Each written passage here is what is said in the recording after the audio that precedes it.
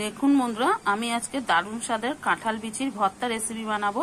আশা করছি আজকের রেসিপিটা তোমাদের খুবই ভালো লাগবে। তাহলে চলো আজকে কাঁঠাল বিচির ভর্তা রেসিপিটা শুরু করা যাক। এবারে কিন্তু কাঁঠাল দানাটা দিয়ে দেবো, দিয়ে কিন্তু আমি ভালো করে সিদ্ধ করে নেব। দেখুন বন্ধুরা, এবার দেখে নেব কাঁঠালের দানাটা সিদ্ধ হয়ে গেছে কিনা। আর দেখো, সিদ্ধ হতে জলটা কিন্তু অনেকটাই কমে গেছে। তার জন্য কিন্তু আমি একটা কাঁটা চামচ নিয়ে নিয়েছি।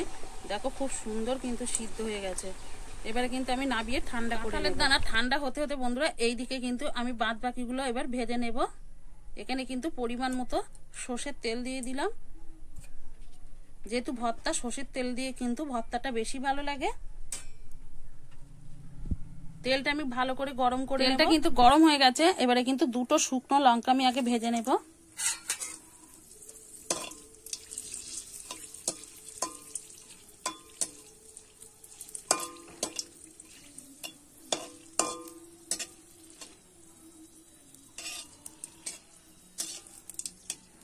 শুকনো লঙ্কাগুলো কিন্তু আমার ভাজা হয়ে গেছে, তুলে নেব।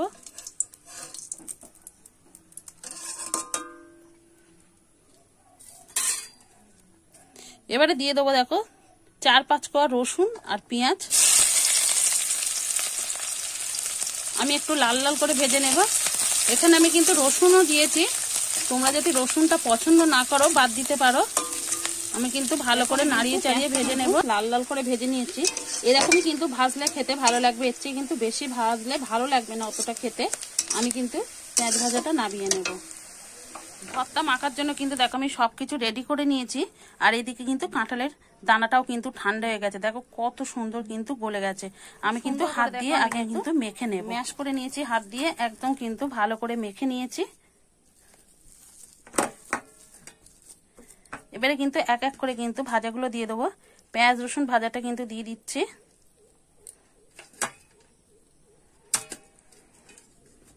রসুনটা কিন্তু দেখো আমি একটু কিন্তু হাত দিয়ে এইভাবে ডলে নেব।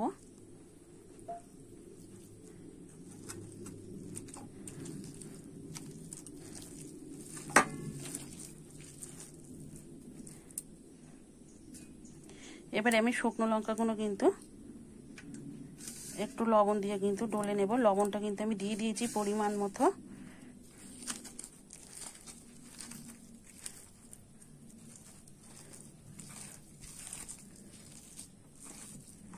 এবারে কিন্তু ভালো করে কিন্তু আমি মেখে নেব চটকে। ভর্তা কিন্তু যত চটকে মাখা যাবে খেতে কিন্তু বন্ধুরা ততটাই টেস্ট আসবে। দেখো আমি খুব সুন্দর করে কিন্তু মেখে নিয়েছি ভর্তাটা। এবারে কিন্তু যে পেঁয়াজ ভাজার তেলটা ছিল আমার কড়াইতে কিন্তু নিয়ে নিয়েছি, একটু দিয়ে দেব। দিয়ে কিন্তু আবারও ভালো করে মেখে নেব।